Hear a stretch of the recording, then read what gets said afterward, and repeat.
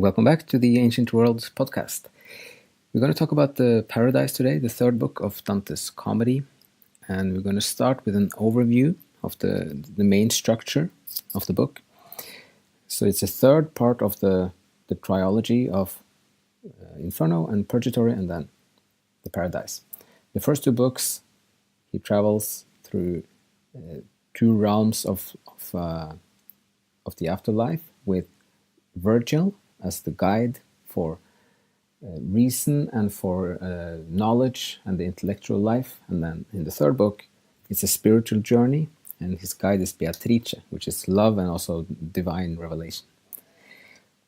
So the main levels and structure in Paradise is 9 spheres of the heavens, and then the Empyrean, which is outside the spheres, and which is like an eternal space where he finds God in the end. And we're just going to go through quickly the different spheres. This mirrors the cosmology at the time, how they looked at the Earth as the center of the universe, and then you had the moon, and then you had a couple of planets, and then the sun. So it all evolved around the Earth as the center. And into the 9 spheres, Dante is putting in and reflecting also the 7 virtues.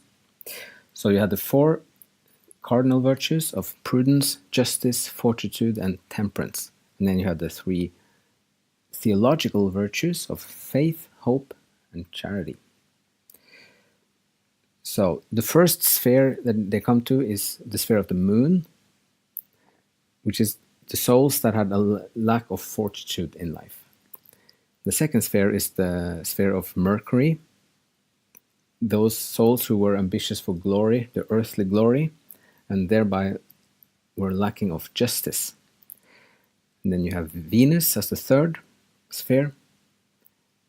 That is for the lovers, and that means that they were lacking in the virtue of temperance. And on the fourth sphere, you have the sun. And that is the first one when it's only representative of the good side of the virtue, not the lack of it, but the right amount or the abundance of it. So this is for prudence and for wisdom. And in this sphere, he will then meet 12 wise people from the time. And the first one who starts to talk is Thomas Aquinas. So he's the main, or the leader of the 12 wise people, and the one who was in some ways the inspiration for the whole work of the comedy, and a big kind of a role model almost for Dante in theology. Because Aquinas was the one who was incorporating Aristotelian philosophy into the Catholic Church, which made out the scholastic movement, how to reconcile Christian faith and Greek philosophy. So Thomas Aquinas wrote about this, and then Dante is treating much of the same concept and the same like the endeavor of mixing these two traditions together in a poetry form, as he's doing in the comedy. So this is a very important little point there with the whole motivation and the background for writing the comedy. So Aquinas is the first person, and then you have many other contemporary important people for theology and philosophy, and also there's one from the biblical tradition with King Solomon. And then you have Albert Magnus and Gratian, Peter Lombard, and some others that are not that famous anymore. So all of those are in the 4th sphere. In the 5th sphere, you have the warriors of the faith. So they are those who have the fortitude, also the martyrs of the faith. And here Dante meets his great-great-grandfather, Cacciaguida, who is telling him he's also telling Dante about his future, and puts Dante's life in much bigger context of his his ancestors and also what will come in the future. And then the sixth sphere is for Jupiter, and that is for justice. The seventh sphere is Saturn, that is for the temperate, and this is for contemplation and the monks, so they are there. Then they come to the eighth sphere around the Earth, which is for the fixed stars. And in this sphere you have the three theological virtues of love, faith, and hope. And here Dante is also being examined by three important historical figures. The first is St. Peter, asking him about faith and is testing him. Then St. James, one of the apostles, asks him about hope. And then St. John asks him about love. And there's also a very nice passage here in the eighth sphere, where Dante suddenly stops and looks down. And then he describes how we can see the earth far down below. So he says, so that your heart, knowing the utmost joy, may greet that host of the triumphant who come in joy through this ethereal round. My vision traveled back through all the spheres, through 7 heavens, and then I saw our globe. It made me smile. It looked so paltry there. So this is this first moment where you symbolically you then see how small the earthly life is after it's been through 7 different spheres into the heavens and into the paradise, and kind of the spiritual revelation of divinity. And then he looks at the earthly life and it's so small, and it makes him smile. And then they come to the 9th sphere. After the fixed stars, they come to what they call the primo mobile, which is the first mover, roughly translated. So this is the sphere that is creating the movement for all the other spheres. This is the one that's creating both like time and movement and like reality starting. And when he comes up there, he also looks up at the skies, and then he has a vision. That's also one of the most beautiful parts of the whole work. So, and the 9th sphere is where the angels that were never touched by sin, they live in the 9th sphere. Or all of them live in the Empyrean, but they are reflected down into different spheres. So this is like the structure in which Dante will meet them. So when he stands in the 9th sphere and he looks up towards the sky, here's the description.